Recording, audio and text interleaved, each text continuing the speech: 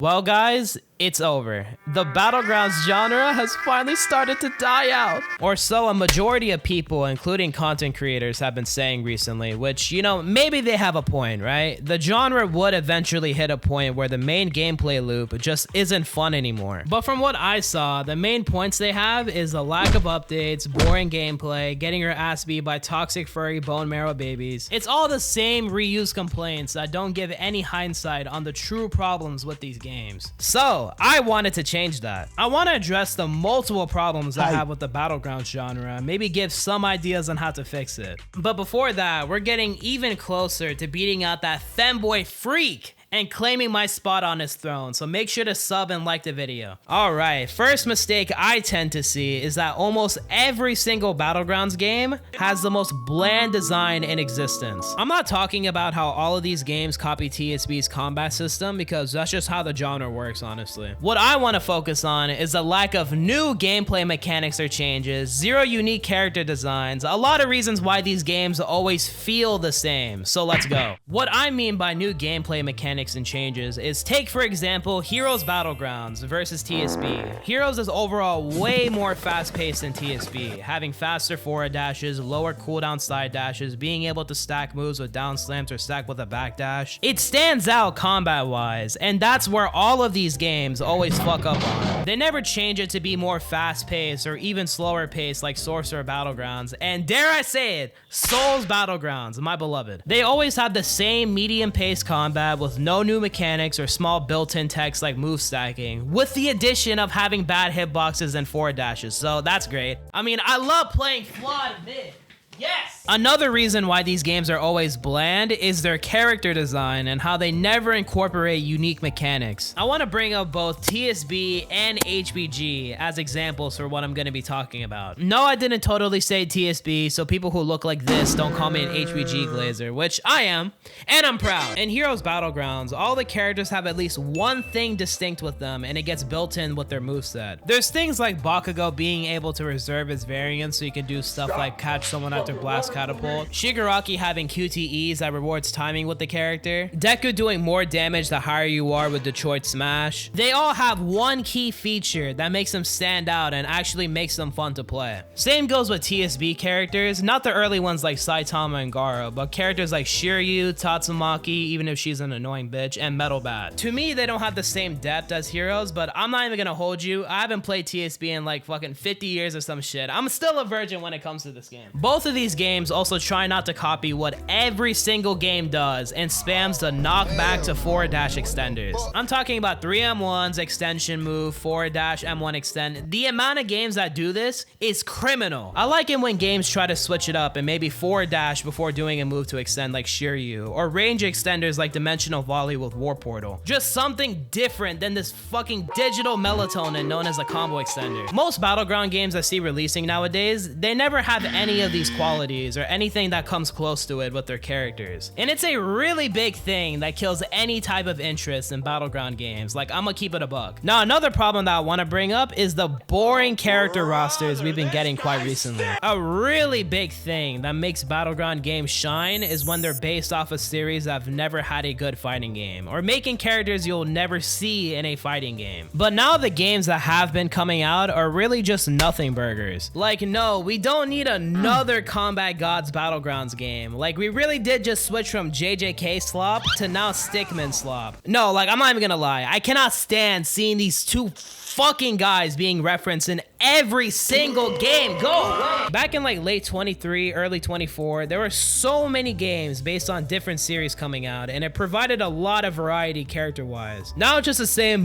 Combat Gods or Universal Battleground ideas that somehow fucks up and adds the same characters. How do we mess this up? I need to know. There's a lot more problems I can name off right now, like the lack of siphon when killing people, since the devs think it's a good idea to lock up behind a passive instead of making it a universal mechanic that you just get from killing people, and a bunch of more stuff, but you get the idea. They are filled with bland, overdone game designs that make it too basic and not fun after like 10 minutes. The character variety is a very subjective take, I won't lie, but there has really been a decline on interesting games based on never done before series. Anyway, anyways, with that out the way, now let's talk about how most Battleground games lack any type of content, or more like a reason to play for a long period of time. Content in Battleground games are severely lacking, to say the least, and that's because of the main gameplay loop. All you're really doing is just beating the shit out of players the entire time with no reward to it. Maybe you'll get an emote or a cosmetic that does not fit on your avatar in any way, like, what the fuck is this? So all you have with most games is bad gameplay that isn't polished or remotely fun to play with, and zero replayability content that comes with this type of genre. You see why they die out so quickly. It would be nice seeing some items like kill effects you obtain from getting kills and not from a shitty loot box system like Ultimate Battlegrounds. Get your gambling out of my slot games.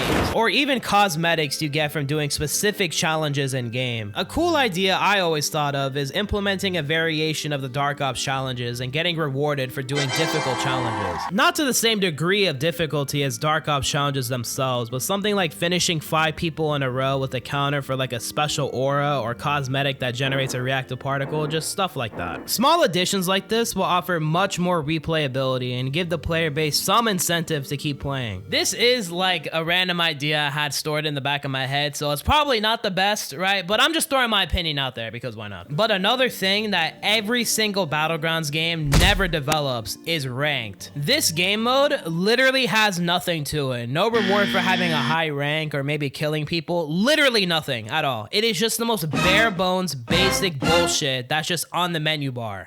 The only game I've seen add some things to ranked is Ultimate Battlegrounds, but it's only a small rank system that appears in the main game. That's it. No special emotes or anything for having a high score. Like, what? You can't even say, duh, they don't want the player base to be competitive or make the game blah, blah, blah, blah. You can't even say that because the player base is already competitive as fuck. That's just how it is with fighting games. Shit, I would even say that ranked is less sweaty than pubs because there's no reason to go into ranked unless you want to have a proper 1v1 or play 2s with somebody. It would be cool to see game modes like no ultimate 1v1s or maybe 4v4s, just anything that's different from the usual 1v1s and 2s. It'll certainly be better seeing any of these things be added to the game instead of fucking 500 emotes that are just dumped into each update. And most of them aren't even worth getting in the first place. Oh my. But sure, the lack of cosmetics and bland game design is a bad thing, right? But they pale in comparison to the one thing that kills any type of Battlegrounds game, the teaming. Or more like how devs do absolutely nothing about teaming in their games. I'm not even gonna lie to you, this is the biggest turnoff to any game I play. The moment I start to get raped by 2 people M1 chaining me to death and I can't do anything about it, yeah, I'm logging off this game. I'm not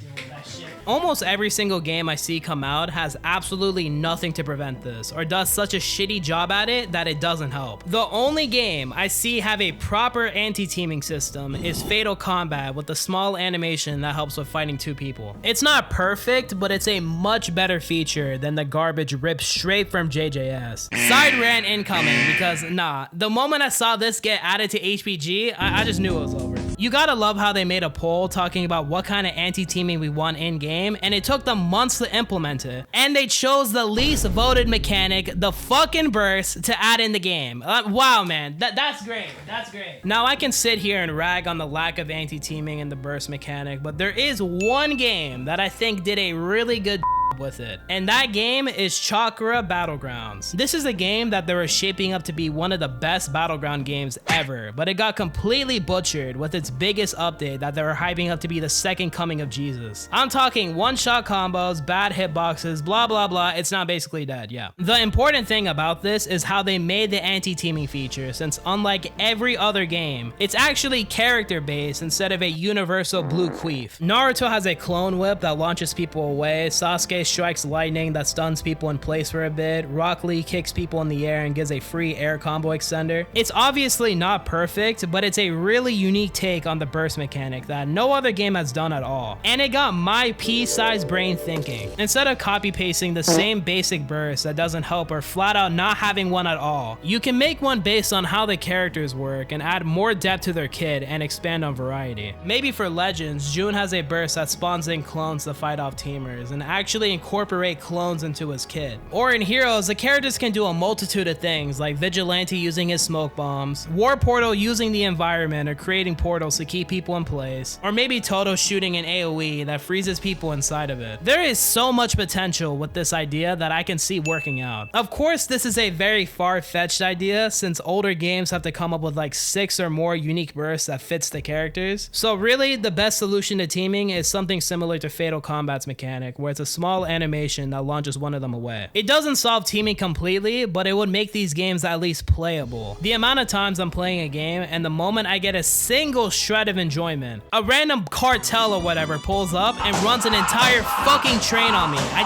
can't stand this shit. Teaming is just a given in these games. You will never stop this problem from occurring, but you can nullify it so it doesn't ruin the entire experience. Anyways, that's my entire take on Battleground games falling off or whatever. I don't think the entire genre is dying right now, but it's definitely in a very dry state where nothing is popping off. Me personally, I've lost a lot of passion for playing or even making content for these games, but I still find some enjoyment out of them from time to time. Maybe with the stuff highlighted in this video, the genre can live for a little while longer.